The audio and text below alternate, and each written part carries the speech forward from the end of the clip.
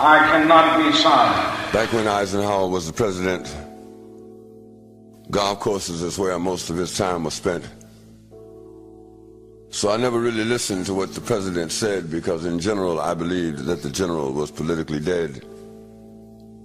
But he always seemed to know when the muscles were about to be flexed, because I remember him saying something, mumbling something about a military-industrial complex.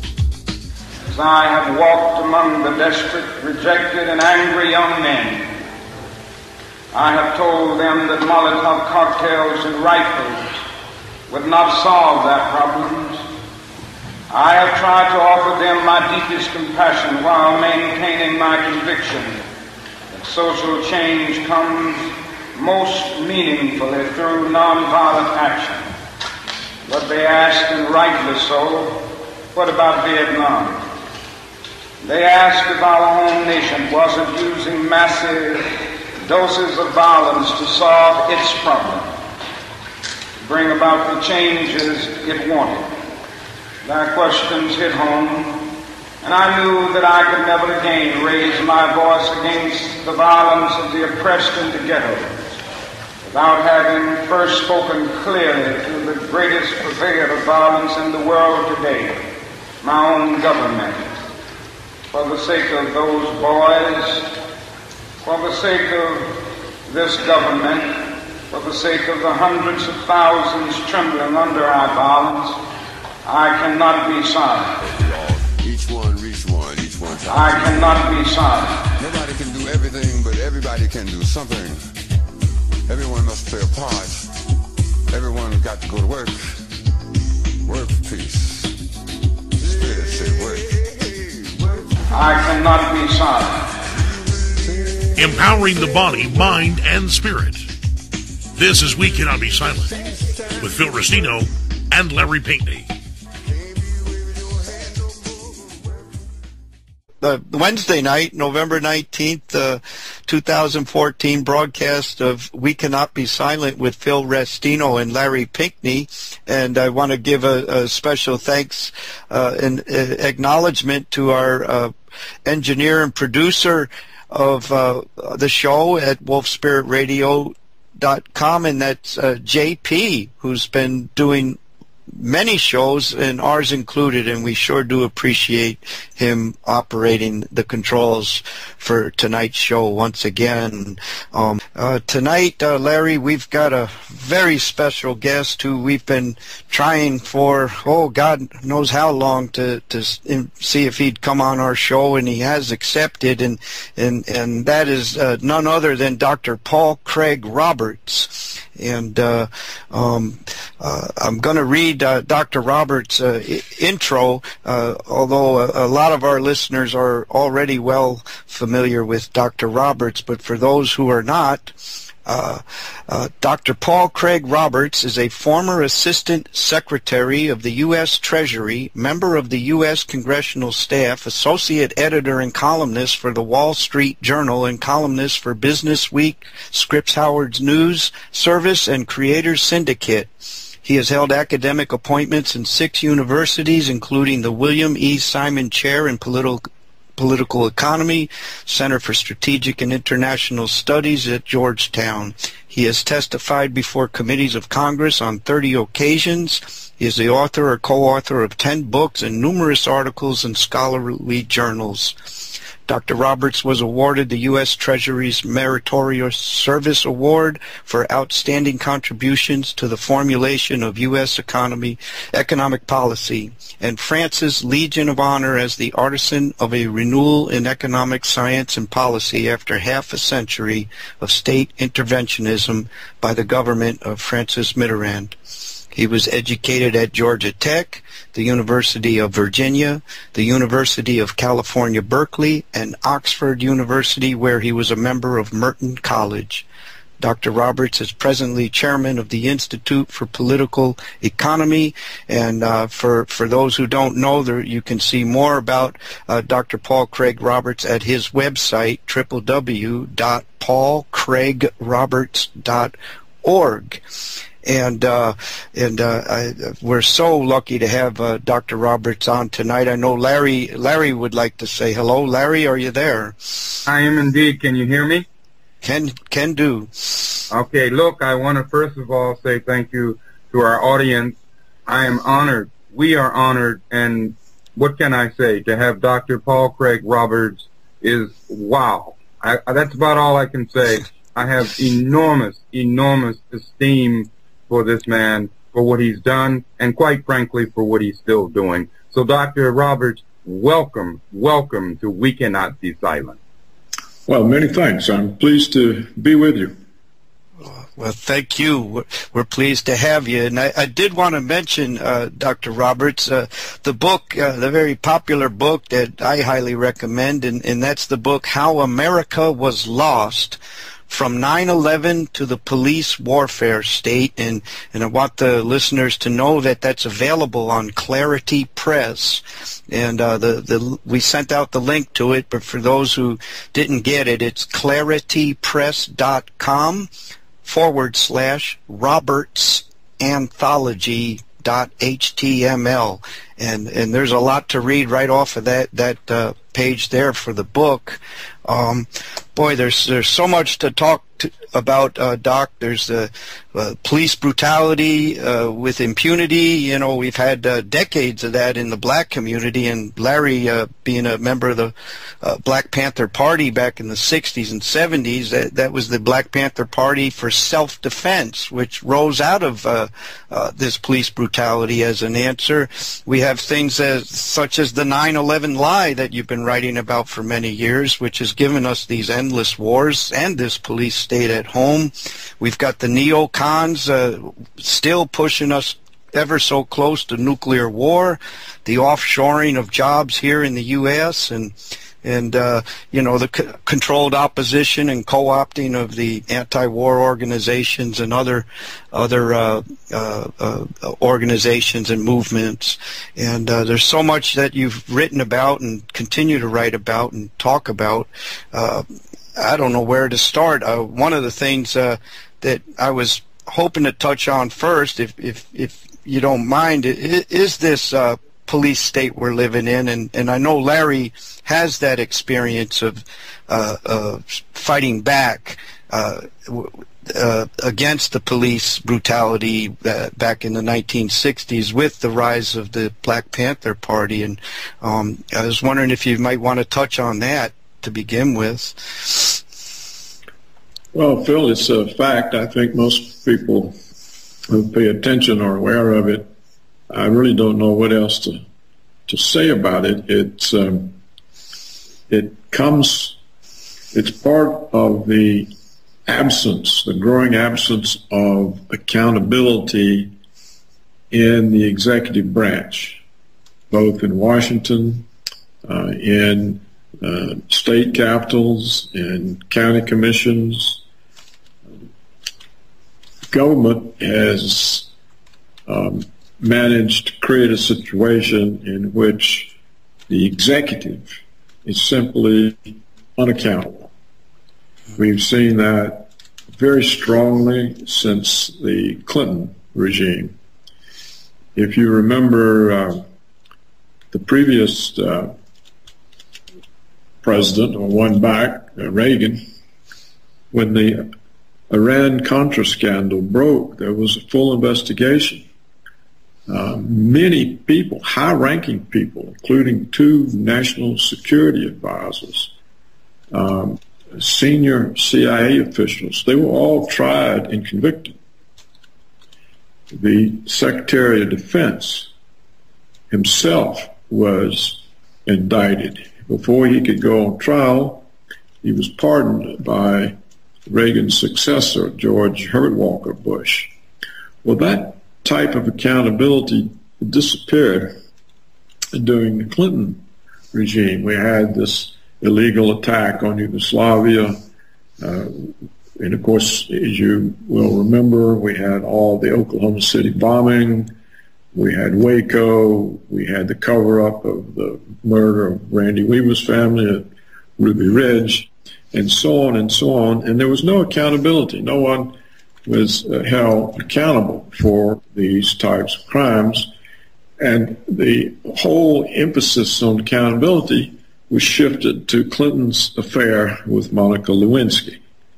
So somehow a sexual affair with a White House intern was how they redefined what accountability is. It's not murdering 76 people in Waco, assaulting women and children with tanks and poison gas and burning the place down on their heads. It was not the gratuitous murder of Randy Weaver's family. It wasn't, you may also remember we had at that time suspicions of CIA drug running in order to fund the Contras in Nicaragua. No accountability took place in the Clinton regime. And then when we get to George W. Bush, we see fantastic violations of U.S. law. For example, torture is against U.S. statutory law. It's a serious felony. Spying on people without warrants is a serious felony. Not following due process, indefinite detention. All of these kinds of activities are the activities of a dictator who is not accountable to law. And the 8 years of the Bush regime, plus the invasions of Afghanistan, Iraq, these were strictly illegal actions, and no accountability was ever imposed. And this has continued with Obama, who added to it the murder of civilians without due process of law, of American citizens without due process of law, so that we now have a president in office, an executive branch, which asserts the right to murder U.S. citizens based on suspicion that they could be involved in terrorism. And there's no evidence is required, just a statement. There's no court proceedings, there's no trial, it's just an execution. Well, this takes you, to the Gestapo. It takes you to Stalin's secret police. This is not anything compatible with a so-called democracy. It's totally not compatible with U.S. law or the U.S. Constitution, and yet nothing is done about it. It's just accepted. The Congress accepts it. Apparently the courts, the people, the media, the law schools are not in an uproar. The legal profession is not in an uproar. So it's hardly surprising when you have that level of unaccountability that the police are not accountable. Yes, and it's quite a scary thing, Doc. We're familiar with where we're at right now. A lot of us have been reading you for years, and we're living it. We're seeing it right now. And it is different from the 60s and 70s. There's some important factors that have changed, and one of the big factors is ownership media, which back in the 60s, Larry, I mean, people turned on their television sets and saw the fire hoses down there in the South, right? They saw the cops cracking people over the head with their sticks, and but now the media's the concentration of ownership, and I think that's a big thing. Larry, you wrote about what Dr. Roberts was just bringing up about where we are now with the executive being able to simply be judge, jury, and executioner on suspicion. Did you want to expand on that a little, Larry, with Dr. Roberts? Well, yes, I may, or yes, I would like to, if I may. First of all, again, I want to welcome you, Dr. Roberts. This is truly, truly amazing, and if there's a heaven, then I'm in it right now.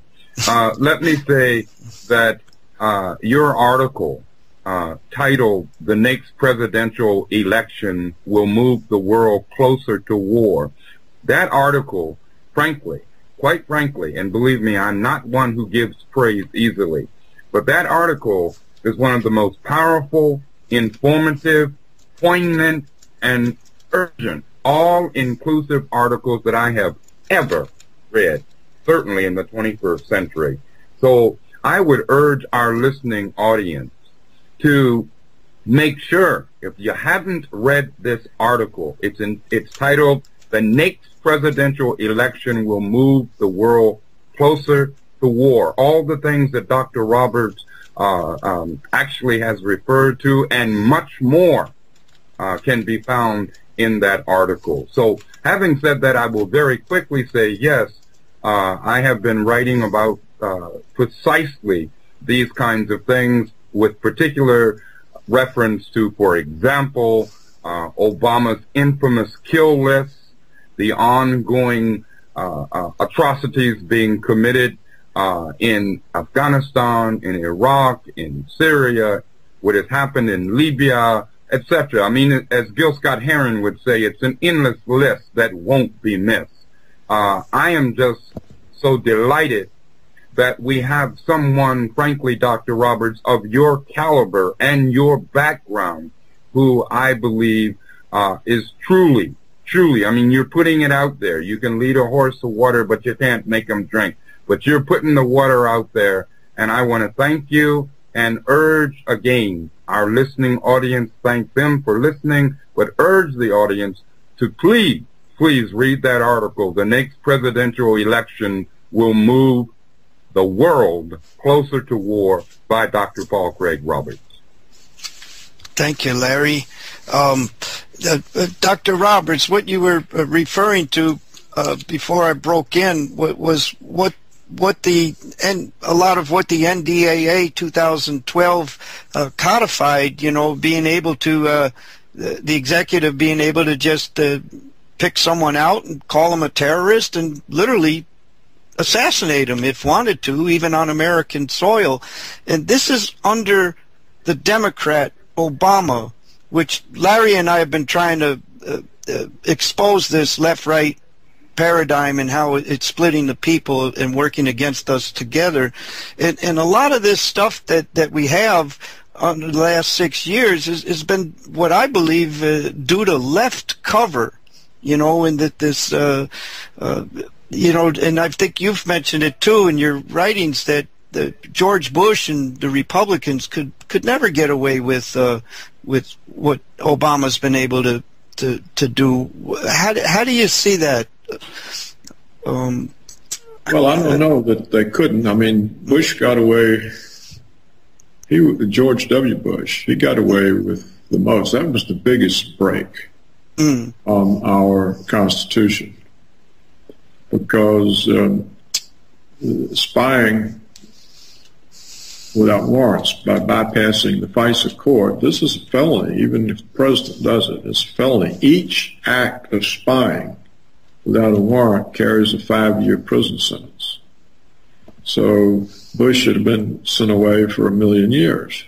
And yet there was no accountability. And then this notion of torture. This is not only against U.S. statutory law, it's against international law. In fact, we executed Japanese officers after World War II because of the waterboarding of some of our soldiers. And yet this was practiced with the encouragement of the Vice President, Dick Cheney. And one assumes with the approval of the President, George W. Bush. And then the indefinite detention. And this is something that robber barons did in the medieval era. You just grab somebody and throw them in a dungeon. There's no accountability. There's no trial. They sit there and rot until they die. This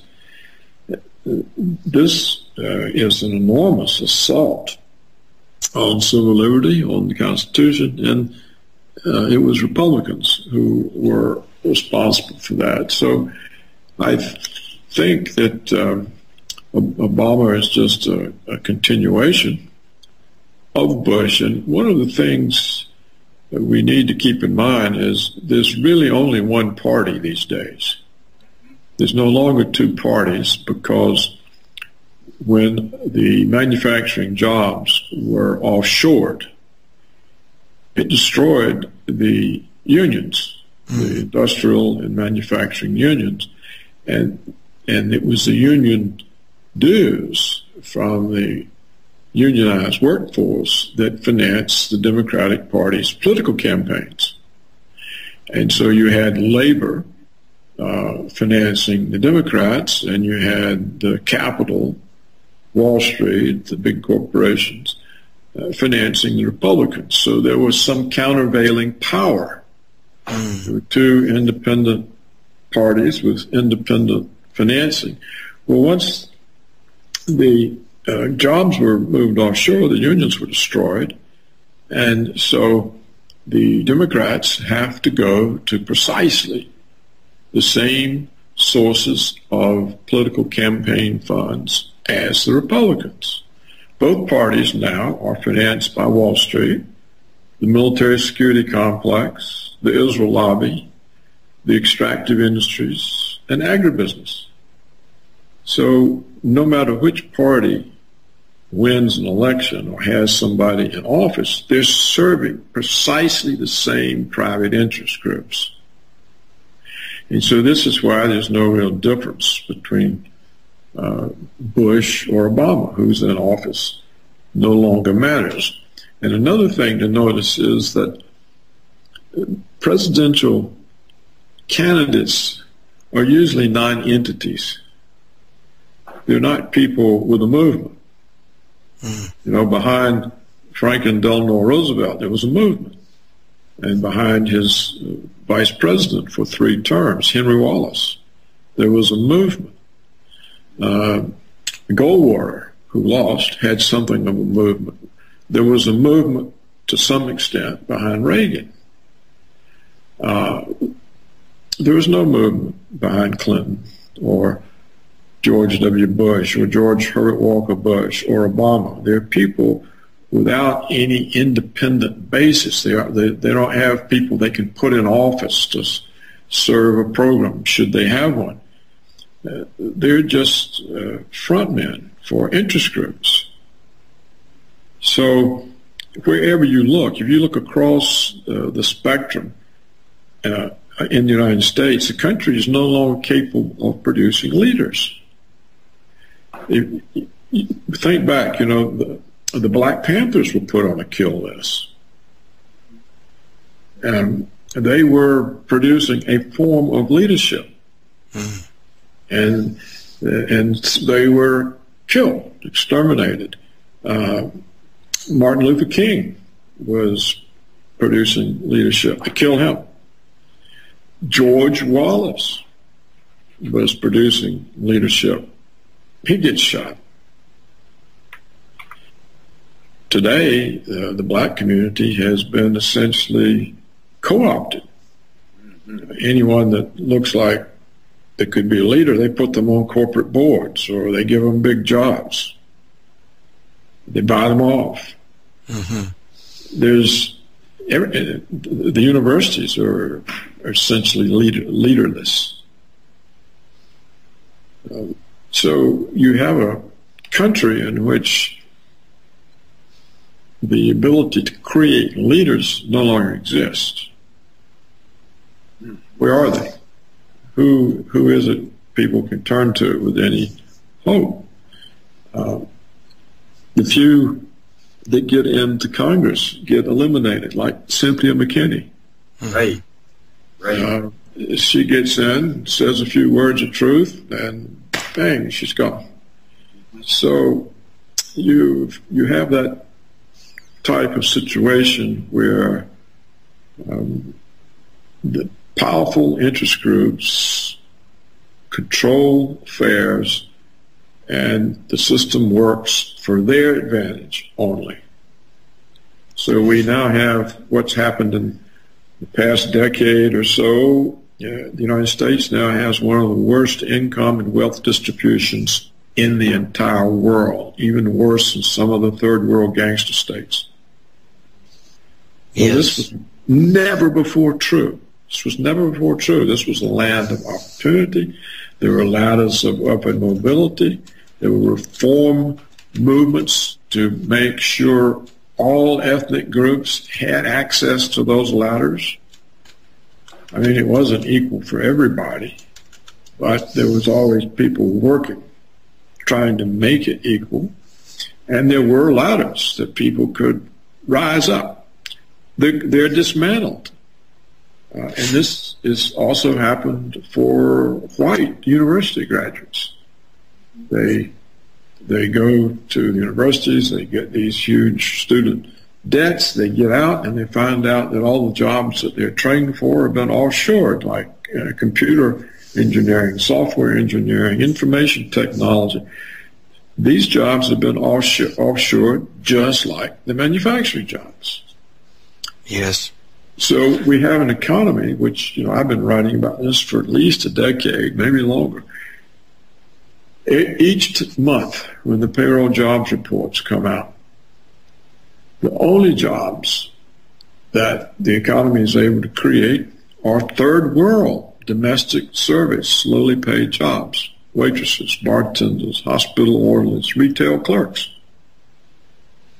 You can't form a household on that income. Most of those jobs are part-time. There are no benefits. You can't get married, you can't buy a house, you probably can't even get a car loan. So the whole system is sort of being closed down, closing in on people. Mm-hmm. You would expect by now there'd be revolutionary leaders.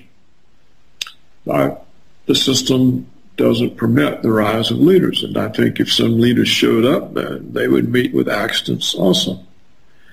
So it is a very extreme situation, and it bears no relationship to the country I was born into. Not that the country was ever perfect. Right. So what does one do about this? I mean, I try to, first of all, nothing can be done until people realize it. And it's funny to me that people can suffer the consequences of it and not realize it. Or these people can't get jobs, they have to take part-time jobs. They can't get anywhere, and they still don't realize what's going on. So I try to at least tell them, because if people don't know anything, they can't do anything about it. Right. Right. To have leadership, there has to be awareness. The Black Panthers had awareness. Martin Luther King had awareness. The Alabama Governor Wallace, he knew things were crooked. Not that he was perfect, but he did speak to people. He had an amazing following, even up north. And it wasn't based on disliking blacks. It was based on the inside nature of the system, and it was getting more and more that way. So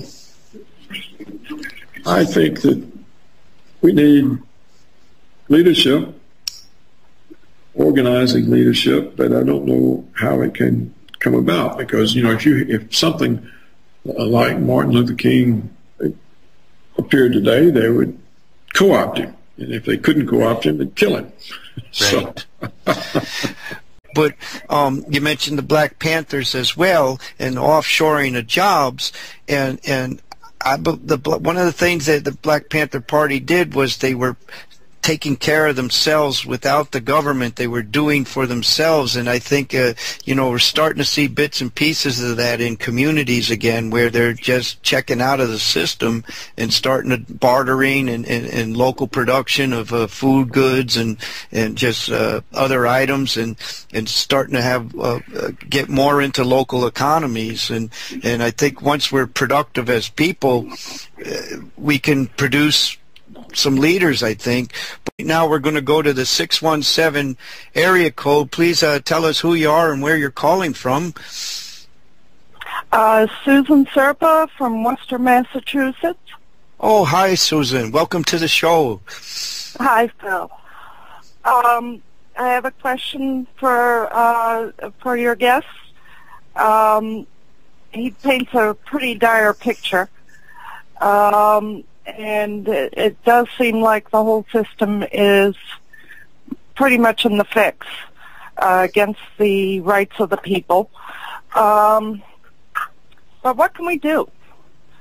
Does he have solutions for us? No, I have no solutions. No. The only solution I have is to help make people aware. I don't have any program or any way to fix it.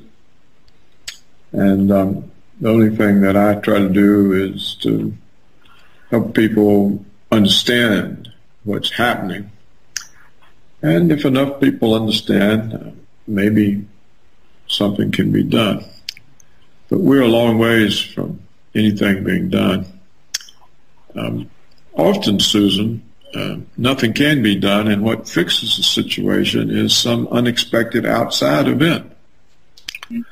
For example, suppose the U.S. dollar collapsed. Suppose the world just said, we've had enough, we're not using it. Exchange value of the dollar plummeted. The government in Washington would no longer be able to pay its bills by printing money. It would no longer be able to bully other countries. It couldn't impose sanctions. It would fundamentally alter the world. It may have nothing whatsoever to do with the American people. Or one day maybe some of the major European countries, Germany, for example, might just wake up one day and say, we're tired of being American puppets. They're making us act against our interests so they can carry on a war with Russia. We don't want to be part of that. It's costing us hundreds of thousands of jobs, tens of billions of dollars, and lost business. We've had enough of it. We're leaving NATO.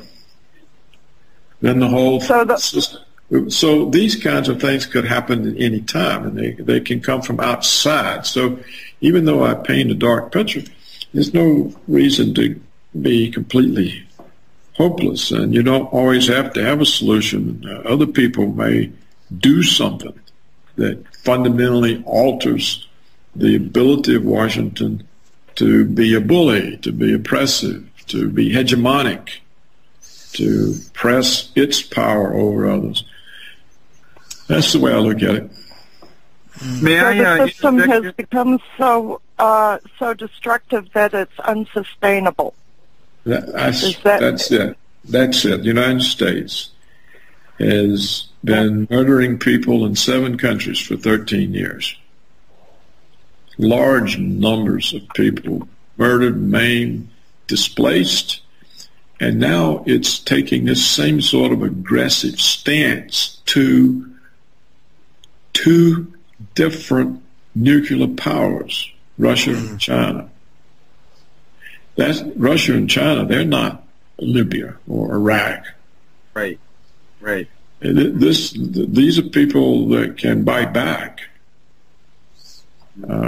And so if you're the German chancellor or the French president or even the American puppet who's the British prime minister, and you see this, you have to then say, good heavens, look what we are enabling. Without our cover, the Americans couldn't do this. And we're providing cover that may lead to nuclear war. We'll all be dead. What are we doing this for? So it's always possible these people one day just decide they're tired of being American vassals. It's too expensive. It's too dangerous. And the prospects for the future are too dim. And therefore that they lose their willingness to continue to accommodate Washington's foreign policy. And they just exit the system. And then Washington is a totally different place. It hasn't got the power. It hasn't got the cover. It hasn't got any backing. And it has to then behave differently. And its power shrinks. And it has to then accept that other people have a right to their opinion and their way of doing things, and that Washington continue to dictate to the world. And if you don't do what Washington says, you get overthrown. They can't continue to demonize. Right now they're demonizing Putin. And they've got, a goodly part of the American population thinking he's the new Hitler. They did this to the Black Panthers. They demonized them and turned them into criminals in people's minds. It makes it easier to destroy them. And so they're trying to do the same thing to Russia, to Putin, to China. And you can just hope that European countries see they're in the middle of this, and that they're not Washington. They're not getting the benefits from it. It's not their power and hegemony that's being extended. And so at some point you can just hope that they break off, and then all of this falls apart. So I think we can have hope that Washington is becoming too arrogant, too destructive, too dangerous. It's just too dangerous to the rest of the world. Mm-hmm. You see Washington has decided to target the president of Brazil. They're going to start demonizing. Washington tried to defeat her in the recent election. We had our own candidate down there. He represents the billionaires. He was funded by Washington. He almost won, but he didn't. Yes. So you got all these people witnessing that they're really not allowed to have their own country or their own life. And Washington demands that everybody conform to Washington's will. Well, this is a huge demand, and quite clearly neither the Russians or the Chinese or the Iranians accept it. And we see more countries breaking away from it. Brazil, India, South Africa. BRICS, yeah. That's right. So the whole thing can be gradually breaking down. And in that way, we get rid of this power that tries to dictate to the world.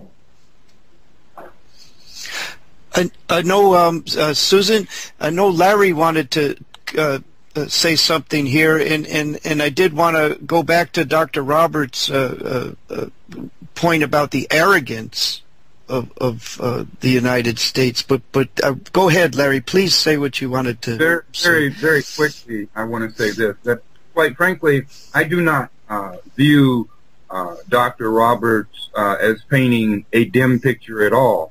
Quite frankly, I view the picture he's painting to be accurate, and I view it as signposts. If we're driving down a highway and a bridge ahead of us has fallen, we need a signpost. We need something to warn us, to tell us. So in that sense, I see Dr. Roberts' writing and his activism as being very, very proactive. Because what would we do if we did not have those signposts? It begins in the mind. It begins with consciousness, with awareness. So, quite frankly, that's one of the reasons I have such high esteem for you, Dr. Roberts. Well, I'm flattered, Larry. Thank you. And Susan, I did want to open it up to another caller. Did you have anything else? Well, I just wanted to elaborate because I know so many activists like myself who have seen it get ever so much worse and now feel hopeless. They're aware, and very much because of Dr. Roberts, very aware, but they feel so powerless. I'm hoping that there's something an activist can still do to help reverse the situation besides simply being aware. I'd like to offer, well, go ahead, Doc, if you want, but I'd like to offer something in response to that, unless you wanted to go first, Doc. No, I don't have anything to say. Well, I know, Sue, I agree with it. I hope the activists do find a way. Well, and you've written about it, and Susan and I and Larry, the arrogance. I think we've had Bob McIlvaine, father of one of the 9/11 victims, a very 9/11 family activist, and he mentioned that 9/11 was their Achilles heel. Their Achilles heel. This is something you've written about for years, and that if this country just got honest and dealt with 9/11, and it's there, architects and engineers for 9/11 Truth. Larry, we've had a bunch of them on, haven't we, over the past couple of years? And Larry's written about it. Sue's an activist up there in Massachusetts. We're very strong down here in Florida, following Colonel Bob Bowman and his work. I firmly believe, Doc, that if we continue to push 9/11, the 9/11 lie, it opens the door to everything. You mentioned Waco, you mentioned Oklahoma City, the banking interests, the PNAC guys, where you can actually name these guys. I really think that's something, Sue, that we really need to continue to press is the 9/11 truth, and go after their Achilles heels. They were too arrogant. They were too greedy, and we do have a chance to do something about it as a people.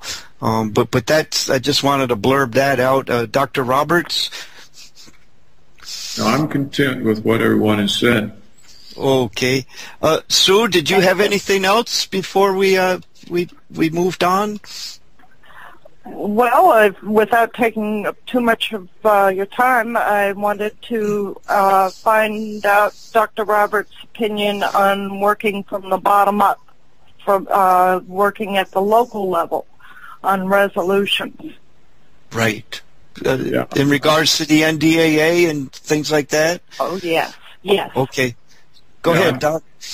Well, I think that's Thank you. a really good idea, because it shows the huge difference between the people and the government that claims as a democracy that represents them. So when you have these grassroots activities and the government ignores them, it certainly does demonstrate that there's no democracy. And so, over of democracy from the government, how is it a democracy if everything the people are trying to achieve is ignored or suppressed by the elected representatives? So I'm in favor of every kind of local efforts to do anything that puts government on the spot. Can't do enough. Yes. Thank you. Thank you. Thank you, Susan. Thank you so much for calling in. We do have a couple more questions here in the chat room, which are some pretty big ones, Doc, and good ones, actually. Dr. Roberts, there's two questions in the chat, and one that's really interesting to me. There's a story that broke here in the U.S. just the past week or so, although it was in the news in the foreign press for a couple months, and that's about the USS Donald Cook that was in the Black Sea back in April, and that's one of our missile destroyer ships, one of the state-of-the-art ships, and they're poking, you mentioned earlier, poking our finger in the chest of Russia and China, and the story out on Voltaire.net, which you've written for yourself in the past, gave this story about how a Russian plane just flew over this state-of-the-art U.S. destroyer and totally disabled it electronically without a shot ever being fired, and so that was the listener here wanted you to get your feedback on that. And then there's the Ferguson thing about a manufactured racial divide and perhaps racial reform in the country. But would you mind taking on the first one first, the first question first, Doc, about the Russian plane and the USS Donald Cook? Well, Phil, I'm not an expert on all the modern methods of warfare. Washington sent the ship there to try to show that they could do it, and they could have a U.S. Navy vessel right there close to the Russian Black Sea base where they have their warm water fleet. And I suppose the Russians just decided to show everybody it didn't mean anything because they could take the ship out whenever they wanted to. The ship was just a sacrifice. If the Americans were going to do anything, they would be sacrificing the ship. So I think that's what the flight over it, if that report is correct, the flight over the ship was just to demonstrate that the ship didn't mean anything. It didn't matter if it was there or wasn't, but it really wasn't there because the Russians could put it out of commission at will. So I think that's just a way of telling the Americans, you don't intimidate us. We're not worried about your ship. You'd better be worried about it. Yes. The Ferguson thing, it's, in my view, largely produced by the inability of police departments to admit wrongdoing by officers. There was no reason for that fellow to be shot and killed. And the police should have acknowledged that right away. Instead, they're trying to always, or almost always, I mean, there are a few exceptions, they justify the murder of people or the brutality of the police are always justified. You know, the case where they threw the stun grenade in the baby's crib. Oh, that was justified. I mean, you're always. So I think it's this self-justification by the police. They won't admit that they did something they shouldn't have done, and that then produces the racism, the view. You know, if it's a black who's been shot down, then the black community feels like, you know, the white's racist. And look, the white government is not doing anything about the police. And then the protest of the blacks makes the white people feel like, oh, they're dangerous. They're going to be burning and looting. And so all of this comes out of the fact that nobody held the police accountable. And if the police chief isn't going to hold the officer accountable, then the city government should hold the police accountable. And if the city government isn't doing it, the governor should do it. And if the governor isn't doing it, then the Justice Department. But nobody did it. Right. You know, Eric Holder went there and said something, but nothing was ever done. And so it's goes back to what we were talking about at the very beginning of your program tonight. You know, if there was no accountability for Waco, for Ruby Ridge, for anything, and if a fish rots from the head, so if the federal government isn't accountable, the state and local governments aren't going to be accountable. If the CIA can torture people despite the law against it, the local cops can murder people. And so that's, in my view, where the problem is the refusal to admit wrongdoing. And if you have power, you don't want to admit that you in any way don't deserve that power and can't use it with impunity. Right. And so this is the whole, in my view, the police should be disarmed. I don't think they have, in general, I don't think the police have enough sense to be given weapons. They certainly don't have enough humanity or judgment to have any kind of weapon, much less the kind of armor they have. I can remember when I was a student at Oxford, no police had weapons. They had a billy stick that they walked a beat with. They didn't ever brutalize anybody. And you can see this enormous change. Police are supposed to be an investigative agency. And they're not supposed to be like a criminal gang that goes around robbing people and beating them up and killing them. So I think police should be disarmed.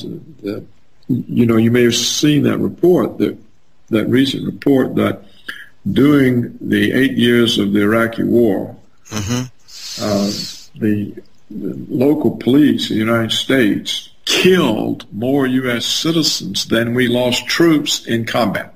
Yes. Right. 5,000. Yep. Yeah. So this tells me that the police are a far greater threat to the public than criminals. And they're certainly a far greater threat to the public than the so-called insurgents were to our armed forces. So if we can't if we can't stand the thought there might be a terrorist lurking somewhere abroad, why do we have the police? They're a huge danger to people. They're a far greater danger. Far more Americans have been killed by their own police than have been killed by terrorists, even or insurgents. So I think the police should be disarmed. They don't need those weapons. I mean, they're hardly ever attacked. And we got to start having accountability, Doc. You're right. Otherwise, it's not going to stop. And Larry and I have been talking about this Ferguson situation for months, and how we were concerned that it would be hijacked, Doc, and made into a racial thing, which would take the focus off the issue of the unaccountable police brutality as it is, which is no longer just limited to the black community, but to everybody in this country, and that's the issue. And you mentioned how many people are killed each year by the police. I believe it's one person every 28 hours is killed by law enforcement in this country, as well as the family dog. And Larry, you wrote about the similar cases in Missouri where a white kid was killed, and this was an opportunity that we missed, where we could have brought the representatives, spokespeople for the Michael Brown and the black victims along together with the spokespeople for the white victim, the man who was drowned by the cops up there in Missouri, and his mother is reaching out, and she's available to talk, and we're just looking for somebody to bring the two together, and then the issue is no longer white versus black, and where the American people feel like they have to pick one side or the other. Okay, the black is the left, right? So all the left groups go out to Ferguson, and then the people on Fox News and the right, they feel like, hey, we got to take our stand and back the white cop, and there you've got that division where, as long as you have the division, there's no accountability. But Larry, would you like to pick this up? I know you have a lot to say about it. Well, I just want to point out that I think that, once again, Dr. Roberts hit the nail on the head, as they say. Bottom line is this: divide, conquer, manipulate, control. No accountability. Having no accountability means that there is always that vacuum providing for the authorities, quote unquote, to do just that. And what do I mean? I mean to keep people divided and keep people controlled. You're talking about the young man, his last name is Ellington, who happened to be white, who was also, quite frankly, murdered by as it turned out, white police in Missouri, okay? A different part of Missouri, but Missouri. But the corporate stream media, or what I call the vomit stream media, loves to pick up on any point that they can use to divide people, keep people in fear, keep them from paying attention to what the real issues are. And let me just say this very quickly. I am so glad that Dr. Roberts drew the parallel. He linked the national with the international with the local. How in God's name can we expect people in this nation who are being desensitized every single day and brutalized on top of it every single day, how can we possibly expect them to understand what we ourselves, in quotation marks, are doing in other parts of the world, why we are doing the same thing to those people? And we need to make that link. So I was so glad that Dr. Roberts did that. He did it profoundly. Thank you. Well, that's We really, I believe, Dr. Roberts, another thing about accountability, and I know you're going to have to leave us at the top of the hour, but we missed the boat again when Obama came into office and the anti-war movement had made such a strong and clear public case for impeaching the Republican George Bush for his outrageous war crimes and wars of aggression. And here's where we missed the boat, and here's where I think this left-right divide and how the people are corralled into one side or the other has done us in. When Obama on his third day of office bombed Pakistan, we should have applied the same standard. If the anti-war organizations weren't co-opted and weren't more loyal to party than principle, if we applied the same standard of a public call, I'm not saying if impeachment would happen or what would happen if it did happen, I'm talking about a public call, the same as was done for the Republican Bush, I believe there'd be nowhere to pass the political football, that impeachment all of a sudden would have teeth again, and there'd be a real threat or influence to actually affect this behavior and possibly get it back in check. Do you have anything to say? And Larry wrote an article about it. That's how he and I came to be. He was making the same case against Obama for years, and I just wanted to get your thoughts on that. Well, Phil, the Congress, when it refuses to use its power to impeach, the Congress weakens itself. It makes itself impotent. And if you don't impeach Bush when he should be impeached, and then you don't impeach Obama when he should be impeached, basically you can't ever use the power again, because the precedents are established that the president can violate the Constitution, violate the law, violate civil rights, murder people, act like an international war criminal, attack other countries, and not be held accountable. Then that power just sticks in office. Mm-hmm. And so what is impeachable for George W. Bush becomes not impeachable a president or two down the road, because it's now precedent. The president's behaved this way. It's accepted. So how do you go 10 years later and impeach a dictator for doing something that you think you can't stand any longer? Because you don't have the power. The dictator will just dismiss. And that's where I'm sorry, Doc. Go ahead. I think that's where we missed the boat. The people. Not forget what Congress does. I'm talking about what the people, where the people had an actual opportunity to reclaim power, but it would have meant putting principle before loyalty to a political party. Larry, you wrote about that in 2011 when we first met with your article, and we had the opportunity to put this in check. No, we can't impeach anybody. The Congress can do it. Right, but it's the call. That's what I'm saying. The call. Congress, I believe, is not going to do anything unless they feel support. They're going to have a support for it. And it's. I was just mentioning. Speaking of this, as far as the people themselves taking action, and anyway, I want to get off the soapbox and let Larry say something. You have to remember that Nancy Pelosi, the Speaker in the House, the leader in the House, the Democrats, when the calls were made to impeach Bush, she said impeachment is off the table.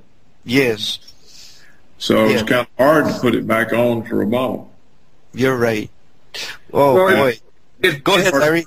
It's the precedent. I think that Dr. Roberts made it quite clear. It's the precedent.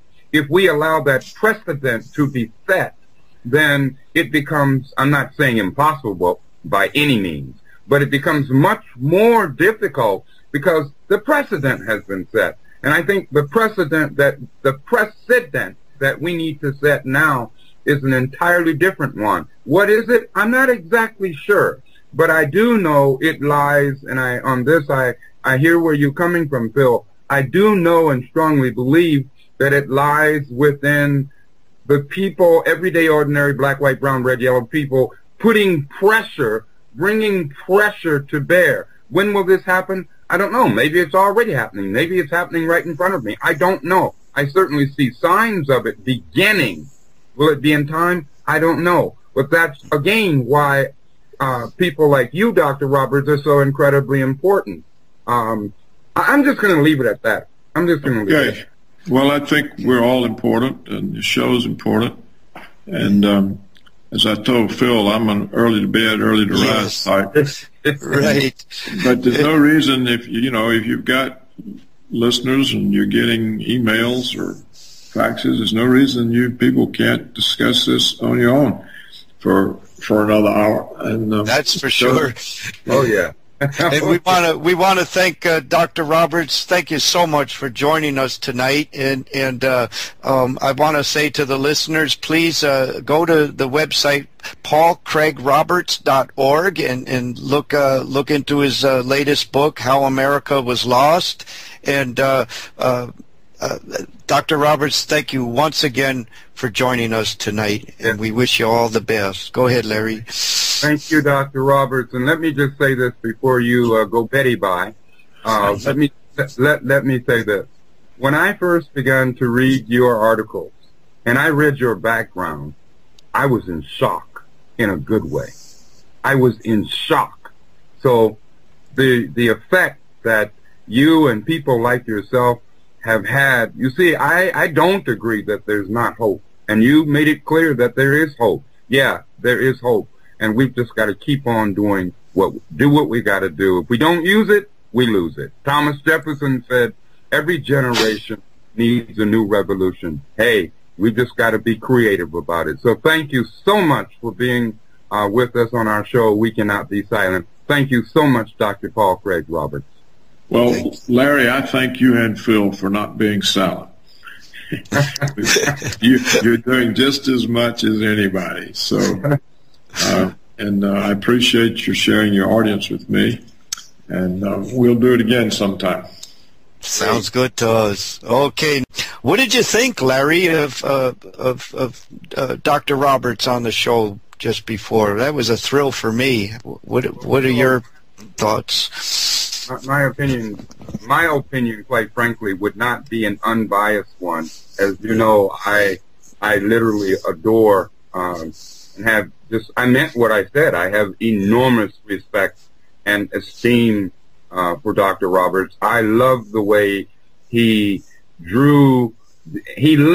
I always use the term, we've got to link this struggle. That's how, one of the ways I believe we can wake people up. They've got to understand that all of these things that are happening both nationally, locally, nationally, and internationally are linked. They're not separate and apart. And I think he did a fabulous job of making that very, very clear. So what did I think? Like I said, I was in seventh heaven.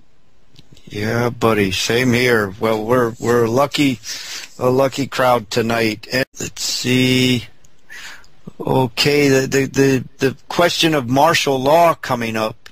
I think that came through when we were talking about Ferguson, and that made me think of the martial law run back in Boston, Larry, last year, when they did another false flag attack. They did the guy who got his legs blown off at the marathon, but forgot to bleed, and let alone bleed out, and that was used as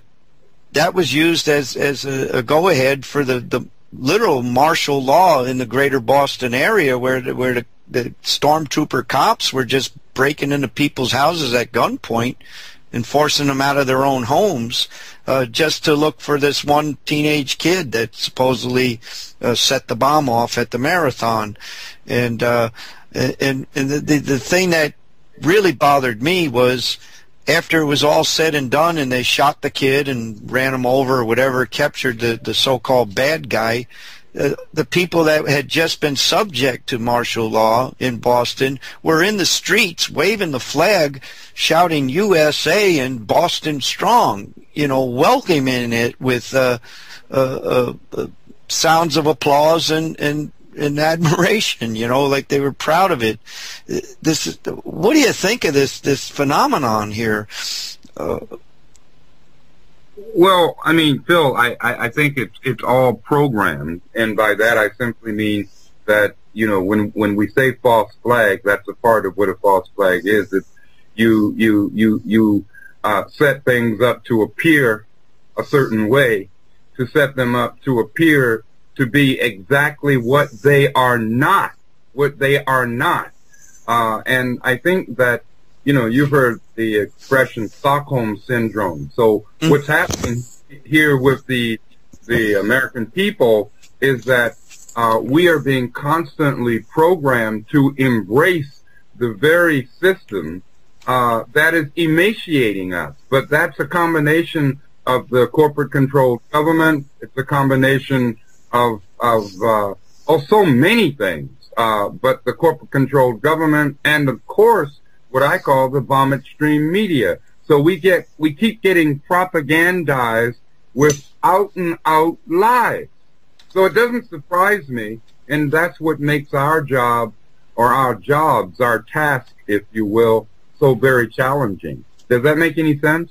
Yes, and it gets back to the necessity of what Dr. Roberts was talking about, and what we try to do with our radio program, our own program, and Dr. Roberts with his website and his columns, and your columns, Larry, and the Wolf Spirit Radio Network itself. That we have got to pick up the torch and inform our fellows. No one's going to do it for us. In fact, we're up against misinformation, and it really is on us to do. I know the Ferguson thing, Larry, concerns me. You and I have had a number of conversations about this since it happened this past spring, or whenever it was, this summer, spring. We were both concerned that this thing would be hijacked. And I'm still concerned about this, and I'm still concerned about it getting pretty ugly, and the ramifications of it, and the missed opportunities again. But I'll shut up with that and hear what you have to say if you want to talk a little bit more about Ferguson. I think that we have to understand that there are many Fergusons. In this case, we're talking about Ferguson, Missouri, all right? But the reality is that they conduct, and when I say they, I'm talking about what I call the national global, but in this case, the national power elite. What do I mean by that? I mean those who are in charge of our society, those who control the so-called news media, those who control the government entities, those who control our daily lives. And what they do throughout this nation, whether it's Ferguson, Missouri, or anywhere else, is that they set the people up constantly. They set us up constantly. But it becomes more difficult to set us up if we are at least conscious. And I think a lot of people, I am convinced that a critical mass of people think the way that we do. When I say think the way, they have a high level of consciousness. But many people they feel alone. They feel alienated. They think they're the only ones who see this, but they're not the only ones who see it. And our job is to get that point across. They are not alone. We are not alone. And to quote the name of our show, we cannot be silent about this. One of the other comments in the chat box, Larry, was in regards to when I brought up impeachment. again, I think I still have had a problem making myself clear. I am talking about the call for impeachment. And when I bring that up, people jump from the people's call for impeachment. They already jump 2, 3, 4 steps ahead to what Congress is doing, you know, and would probably do or would not do. And I really wonder, how do we keep this back on the call for impeachment, Larry? How can I distinguish that better? Well, I don't know. My only suggestion would be that maybe what needs to be done is that we emphasize, instead of emphasizing the word impeachment, we say it, don't get me wrong, but we emphasize just what you did just now, and that is, you said the call for impeachment. Because, you know, that very word is a hot button word, impeachment.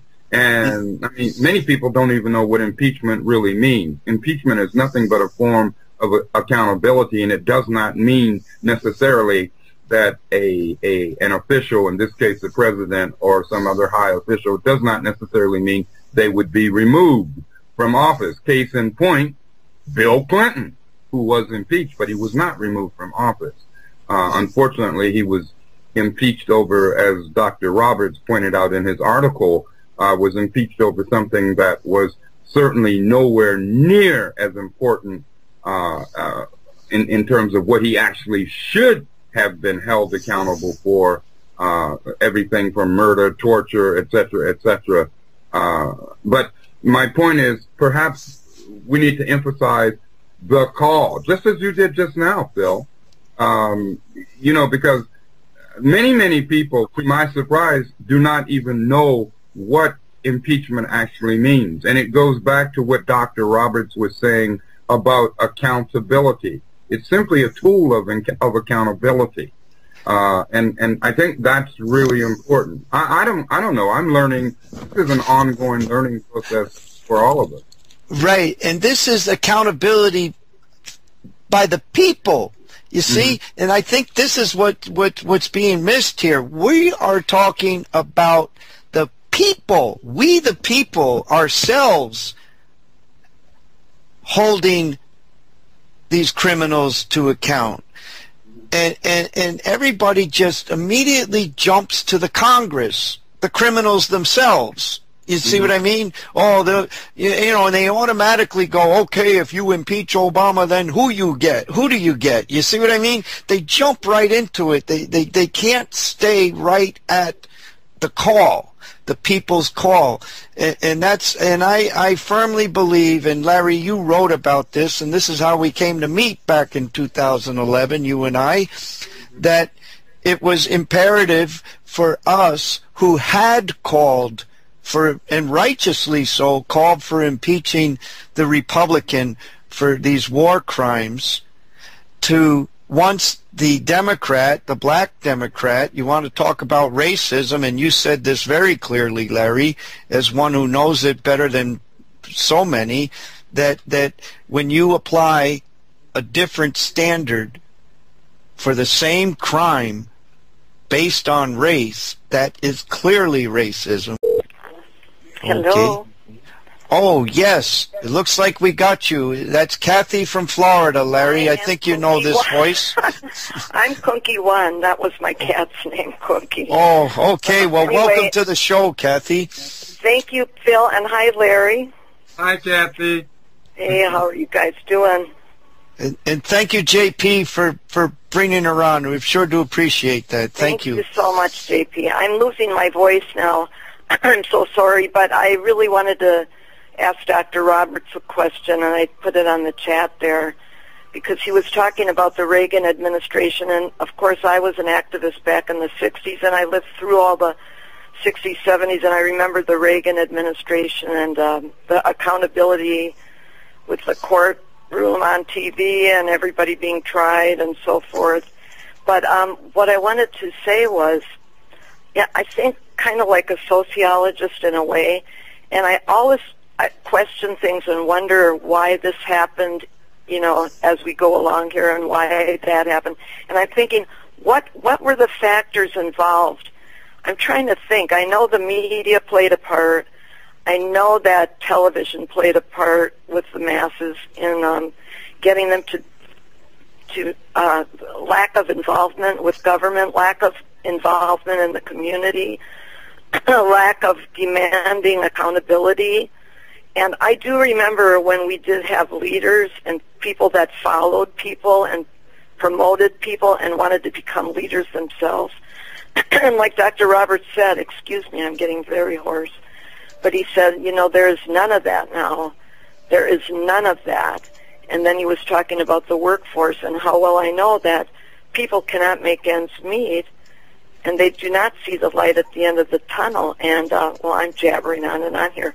But I'm thinking about what are the factors involved. I know Dr. Roberts would be so interesting to talk to about that, because he's actually made a study of it. But that's right. That's me. I'm throwing it out there, guys. What was different in the what opposition? Were all the factors? Yes. What was all going on? I mean, it was so it is such a different world now. Nobody cares about accountability. They really don't care. What goes on, it seems. You know, the president can do anything. He's the president. And they have too much to think about, I guess, to worry about it. And it's all, of course, there's another, and one of the other factors I really believe in, which you guys were talking about, is the division of the people into opposing groups. And like Republican versus Democrat, and now we have the Liberty Party versus both of them. And I guess, but only certain people are involved in that, too. The rest of the masses seem to be just working to survive, to me. And that's a good point. Hoping to get more money. They think that the answer is in more money, and it's all about me. I think that I've seen that our society go that way. It's more and more about selfishness and greed, and there's a lot of laziness in there. You wouldn't know it because people are working 2 jobs, but when they're there, they're not really working. They're not really working. They're not doing their best, I can tell you. So what do you think, Larry? Larry's what probably do you good. think, Larry?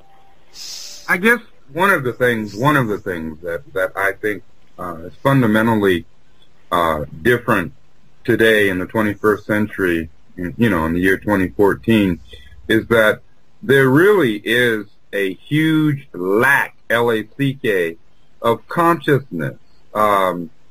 There really is. I mean, the level, and I'm not trying to be funny, I'm really not, of what I'm going to say next, but or a huge portion of the people, particularly in the United States, have been effectively dumbed down. And until we can reverse that dumbing down, I mean, if you talk to somebody about a football game, or you talk to them about American Idol, or you talk to them about some, you know, some other event, why, you will find quite a few people who can converse with you about that in a knowledgeable fashion. But if you then segue off and you bring up someone's name like Ron Paul or Cynthia McKinney, or I mean, or what's the brother's name? The consumer advocate. He's known for that. Oh, you know? Ralph Nader. Ralph Nader. Why they will look at you like you must be a freak from the moon or something. Okay, and yet all of these individuals, all of these people are so incredibly important in terms of what they are doing and what they are saying. So again, I go back to that thing about the dumbing down of America. And as Dr. Roberts said, I mean, this didn't just happen overnight. This has been happening by deliberate plan by deliberate plan. The precedent, like Dr. Roberts also referred to, where, you know, where are the people rising up? Why, if they don't know there's anything to rise up about, why would they rise up? All they know is, and I'm not trying to speak of the people in a negative fashion, but the masses have been so thoroughly dumbed down that, number one, they don't even realize that the power not only should rest with them, political power, but does rest with them. But they've given it up. They've given it up. And every time they give it up, it's like Dr. Roberts said, they're setting another precedent. But it's a horrible precedent. And we've got to reverse that. We've got to reverse that. Mm. Well, there are some of us that are trying, Larry, as you know. Yes. You know. Okay, we'll continue to try. It's a tough battle, you know. It's amazing because people do look at you like you have three heads if you bring up any of the people you mentioned or anything else, even in the community that might better the local community. Right. They don't want to talk about it. They change the subject as fast as lightning. Or they look at you like you have, you know, like you're from Mars. Right. So, right. Yeah. It's something. Well, thank you so much, guys. Well, what do you think, Phil? Well, I think the controllers, they seem to have all the bases covered, don't they? Yeah. And one of the things I was hoping well, there were so many things I was hoping to talk to Dr. Roberts about. And getting back to producing, he mentioned the offshoring of jobs. Right. And I really believe that the basic need for human beings to produce, and the old yin and yang, Larry, if you're going to consume, you got to produce too. You got to have the yin and yang. And they've taken that from us. And they've made us a dependent society and enslaved us with debt.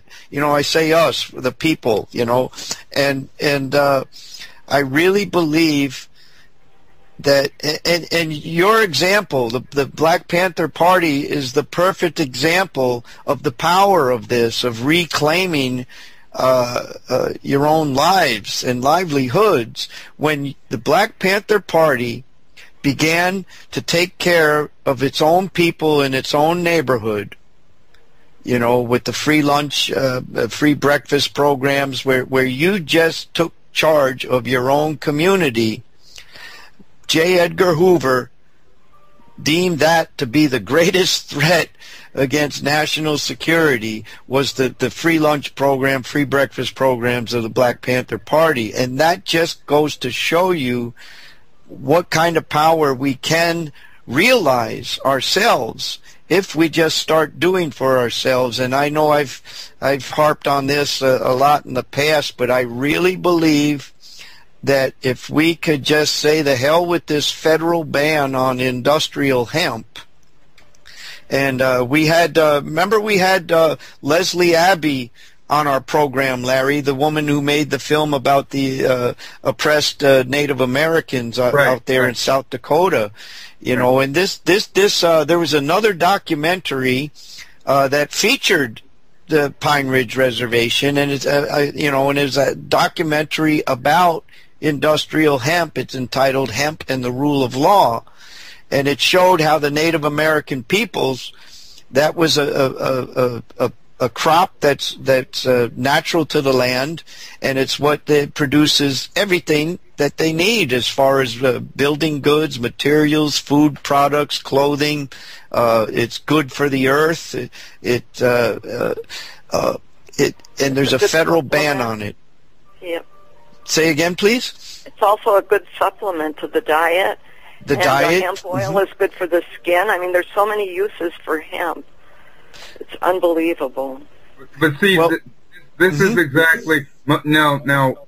As we're talking about this, imagine how many people are confused. As soon as you say hemp, what do they think? They think marijuana, don't they? Many. Oh, yeah. Okay. Exactly. And why?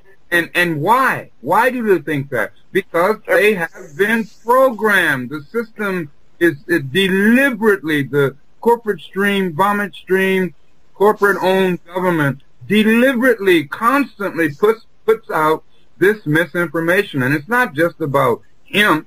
It's about everything across the board. But let me say quickly, going back to what Dr. Roberts said earlier, you know what? I think he's correct when he said that certain circumstances outside of the United States will have a direct, and I'm paraphrasing, of course, but could have a direct bearing on the consciousness, if you will, of the people in this country.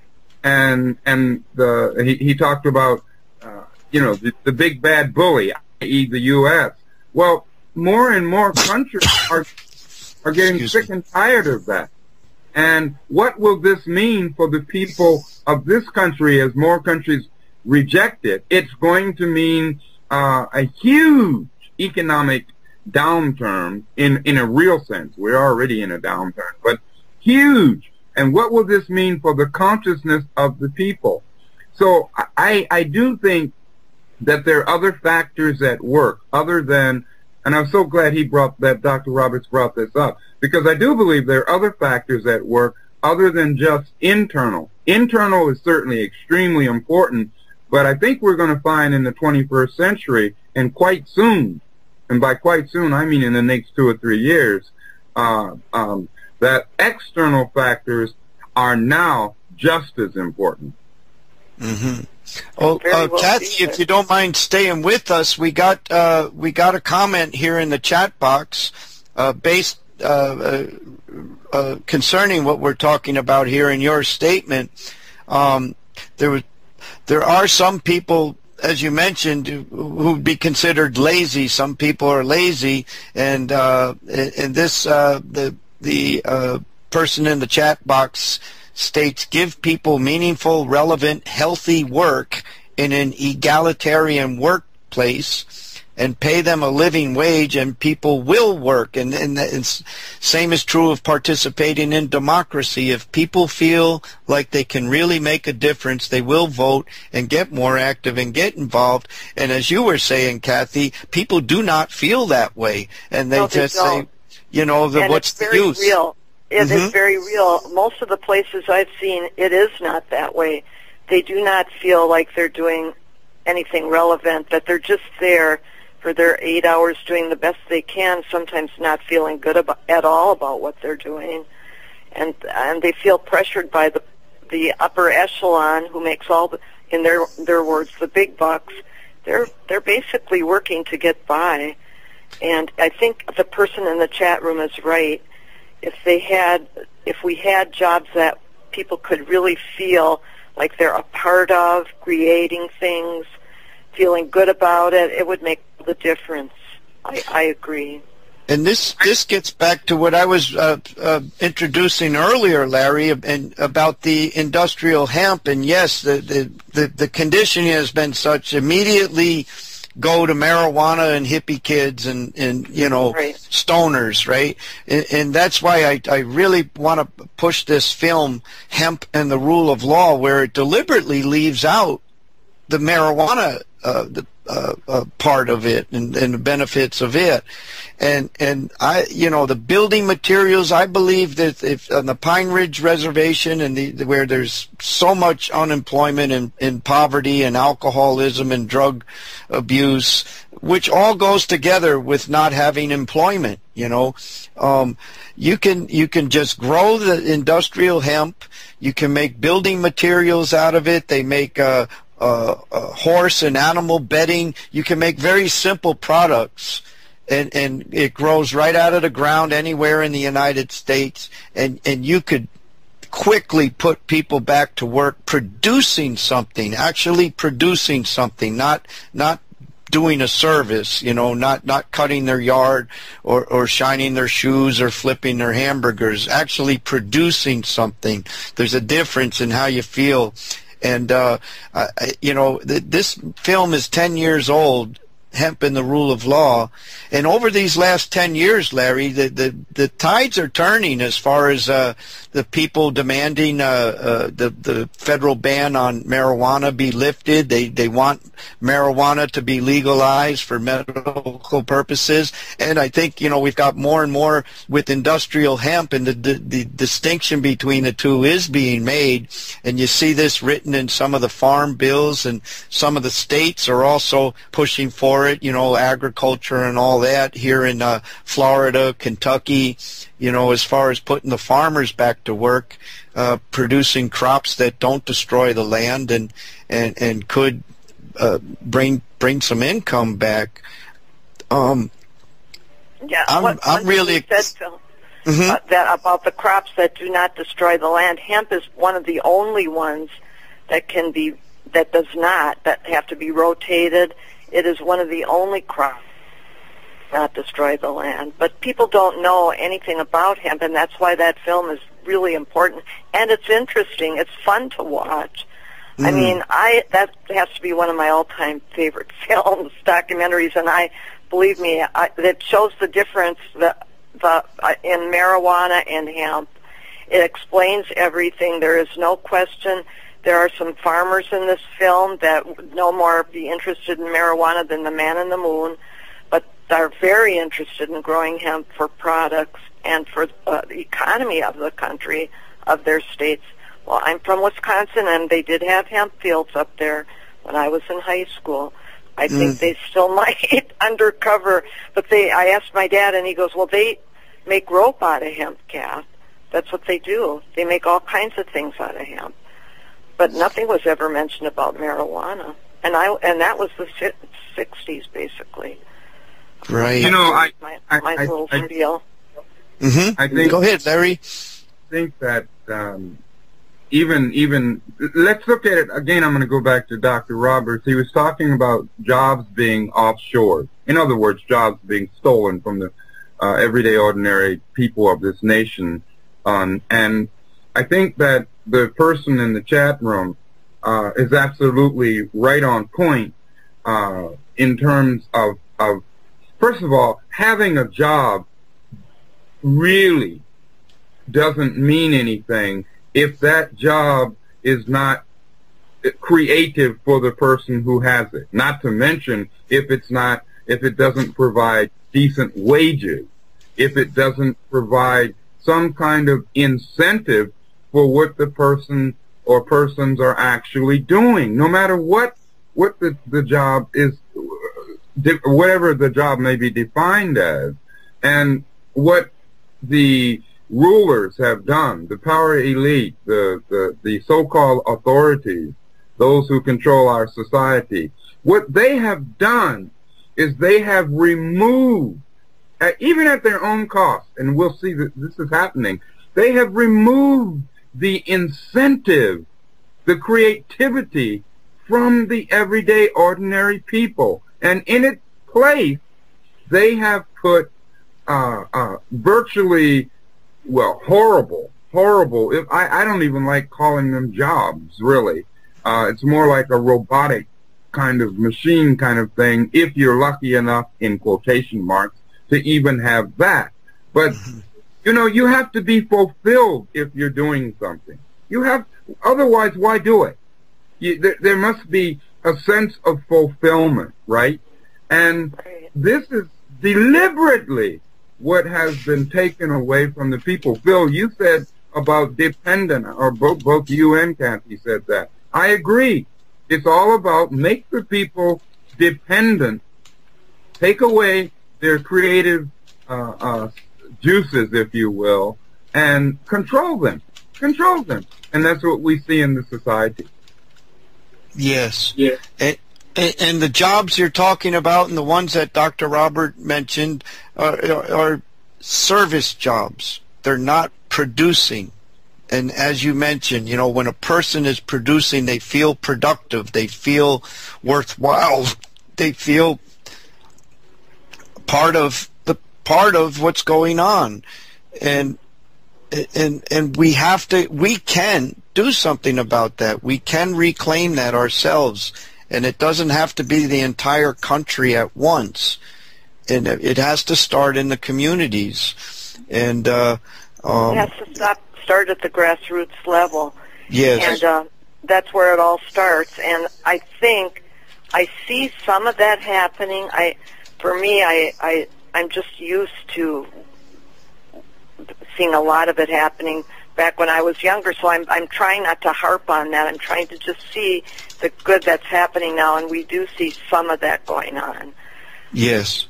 Yeah, so that's hopeful. But what you brought out about hemp, I have a special feeling for the Pine Ridge, and it is a doggone shame that they would not permit the Pine Ridge, the Sioux, and the Lakotas there to grow hemp. I mean, they have no hope. That is one community that has no hope, and I think I would love it if more people were aware of that community. Well, you know what I'm going to do, Kathy, is I'm going to send the people in that movie, Buffalo Nation, The Children Are Crying by Leslie Abbey. The tail end of that documentary, and Larry and I have had Leslie Abbey on our show. Great. Wonderful person. And thank you, Kathy, for bringing her to us. You are very welcome. And that's Buffalo Nation, The Children Are Crying by Leslie Abbey, Leslye, Abbey, Abbey, and I believe it's snowflakevideo.com. And snowflakevideo at AOL.com. Okay, thank you. But Larry, at the tail end of that documentary, it lists the different contacts on the Pine Ridge Reservation, different social services or offices that folks can write to or contact to try to help. And you know what I'm going to do, Larry? I'm going to send each one of them a copy of that film, Hemp and the Rule of Law, 55-minute documentary, and a little cover letter making my pitch. And, you know, if you sooner or later you can knock that gate down, if you keep coming back to it, eventually you can knock these barriers down, and history has shown that. And I believe the people can do that as far as the federal ban on industrial hemp. And industrial hemp is something that people can get around and actually pull themselves, that old saying, pull yourselves up by the bootstraps. Well, here it is, you know. And anyway, Kathy, was there anything else? Yes, I just have one more comment. I want to thank you both so much for having Dr. Paul Craig Roberts on as a guest this evening. He was a wonderful guest, and I just loved listening to him. He's just a wealth of information. Well, so thank you so much. Thank you. Thank you so much. Thank I you, will sign Kathy. off with that comment, and good to talk to you again. Very good. Okay. Okay. Good night. Let's see. There's a comment here in the chat box, Larry, that a listener wants to know when's the next time you're going to be on the Jack Blood show. Probably, let's see, what is this? This is November. Right? This is November, right? Yeah. Yes. The 19th. So it will probably be early next month. Was I on this month? I'm usually on Jack's show every month. Okay. Every month. Tomorrow, by the way, I will be on Alex Jones. We thought it was going to be today, but it's going to be tomorrow. And for what it's worth, I'll be being interviewed by a short interview by Darren McGreen. But yeah, I thank the person in the chat room. That must mean that he or she is a regular listener to Jack Blood. Jack is a good guy, a really good guy, hard worker, you know, my kind of revolutionary. So thanks a lot. You bet. And the Jack Blood show is now being broadcast on the RBN radio network, and it's in his old time slot of 3 p.m. to 5 p.m., if I'm not mistaken. And that's the Jack Blood show on the RBN radio network, Monday through Friday. And let's see, we had another comment here in the chat room about, let's see, about the hemp, and that you don't smoke it. If you do, you're gonna, you're not gonna get a buzz. You're just gonna get, you're gonna probably get a headache. And again, I think if enough people are not aware of this, Larry, and we have the means, and I really believe awareness, as Dr. Roberts was saying, awareness has to come first before we can have these changes, and that's something we might want to tackle in a future show at some point, or column, is this idea of industrial hemp, and give it a push. Let's see. I think that's it for the questions in the. There was a comment here, Larry, about splitting the sky. Yes, John Splitting the Sky Boncourt. Mm-hmm. What did they say, Phil? They wanted us to play a video, which I don't think we're going to be able to this time around.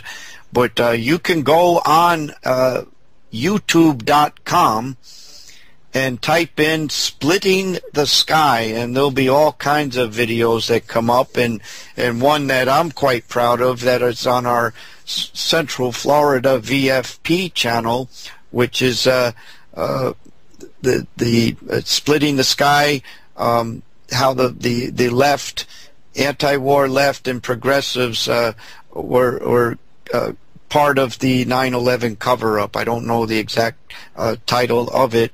And then we also wanted to ask Larry where Larry's writings, his columns, and his interviews can be located at, and I'll let you give that website, Larry. Well, yeah, you can go you can go to intrepidreport.com for one thing. But the other place you can go to where you will see everything from 1968 right up to 2014 in terms of radio shows, articles, etc., would be www.blackactivist.org or WG.org. Let me say that again. That's www.blackactivistwg.org. And the WG simply stands for Writers Guild. So you can find, virtually everything I have written, etc., and programs that I've been on, including, by the way, Jack Blood, and Joyce Riley and Alex Jones, etc., etc. So I thank the person in the chat room for asking. I hope you'll definitely go to blackactivistwg.org. Thank you very much for asking, and I hope you'll check it out. Very good. And when you're there, please click on the link to the 17-minute video entitled Larry Pinckney, A Prison Experience, where Larry describes how to break out of this left-right paradigm and actually work together against a common oppressor, and not have to give up your positions and your prejudices and your differences. But when you need to come together to save yourselves, this is a great example. I highly recommend Larry Pinckney, A Prison Experience on YouTube.com, and share it with others. That's it. We want to thank JP and the Wolf Spirit Radio Network, and please click the donate button on wolfspiritradio.com. Click donate and give to the network so we can keep broadcasting. Thank you so much. Thank you. I cannot be silent. Nobody can do everything, but everybody can do something. Everyone must play a part. Everyone got to go to work. Work for peace. Spirit say work. I cannot be